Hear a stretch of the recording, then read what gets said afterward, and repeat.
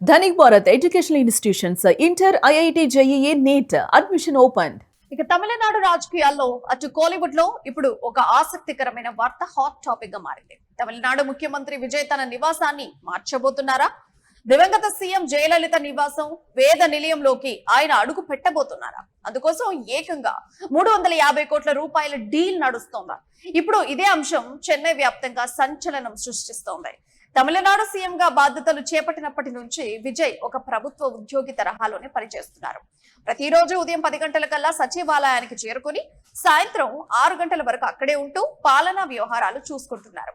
అయితే ప్రస్తుతం ఆయన చెన్నై ఈస్ట్ కోస్ట్ రోడ్డులోని తన నీలాంకరి నివాసం నుంచి రాజాజీ రోడ్డులోని సెక్రటేరియట్ కు రోజు కారులో వచ్చి వెళ్తున్నారు.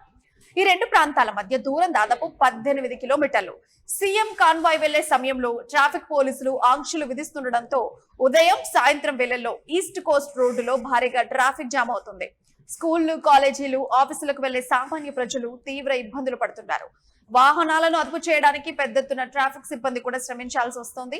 తన వల్ల సామాన్యులకు అసౌకర్యం కలగకూడదనే ఉద్దేశంతోనే సీఎం విజయ్ సచివాలయానికి దగ్గరలో ఉన్న ప్రాంతానికి తన మకాం మార్చాలని భావిస్తున్నట్లు తెలుస్తోంది. ముందుగా మాజీ సీఎం ఎడప్పాటి పళనిస్వామి నివాసం ఉన్న గ్రీన్ లైన్ ఇంట్లోకి గాని లేదా మాజీ మంత్రులు ఖాళీ చేసిన బంగ్లాలోకి గాని విజయ్ వెళ్తారని ప్రచారం జరిగింది. కానీ తాజాగా చెన్నైలోని వివిఐపి ఏరియా అయిన పోయెస్ గార్డెన్ పై సీఎం దృష్టి పడినట్లు వార్తలు వస్తున్నాయి. తమిళనాడు మాజీ సీఎం దివంగత నేత జయలలిత నివాసం ఉన్న వేద నిలయంను విజయ్ కొనుగోలు చేయనున్నారని టాక్ నడుస్తోంది. జయలలిత మేనకోడలు దీప నుంచి దాదాపు 350 కోట్ల రూపాయలకు ఈ బంగ్లాను కొనుగోలు చేయడం కోసం చర్చలు జరుగుతున్నాయనే ప్రచారం జోరందుకుంది. ఒకవేళ ఈ డీల్ గనక నిజమైతే పోయెస్ గార్డెన్ నుంచి సచివాలయం కేవలం 8 కిలోమీటర్ల దూరమే కాబట్టి విజయ్ కాన్వాయ్ సమస్య తగ్గి ఈస్ట్ కోస్ట్ రోడ్డులో ట్రాఫిక్ ఇబ్బందులు పూర్తిగా తొలగిపోతాయి. అయితే ఈ కొనుగోలు వ్యవహారంపై ఇరు పక్షాల నుంచి ఇప్పటి వరకు ఎలాంటి అధికారిక ప్రకటన లేదా ధృవీకరణ అయితే రాలేదు.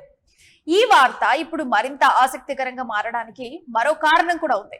పోయెస్ గార్డెన్ లో సూపర్ స్టార్ రజనీకాంత్ తో పాటు ధనుష్, శశికళ వంటి ప్రముఖుల నివాసాలున్నాయి.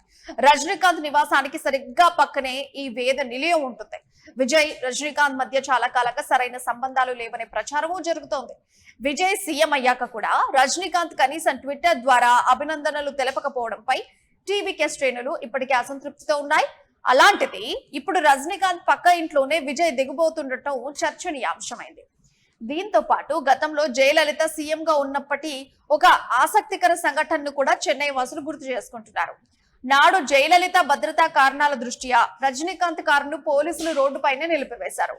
ఆమె కాన్వాయ్ వెళ్లే వరకు రజనీకాంత్ వేచి ఉండాల్సి వచ్చింది. దాంతో రజనీకాంత్ కారు దిగి రోడ్డు పక్కన ఉన్న ఒక స్తంభం దగ్గర నిలబడి సామాన్యుడిలా సిగరెట్ కాలుస్తూ ఉండిపోయారు.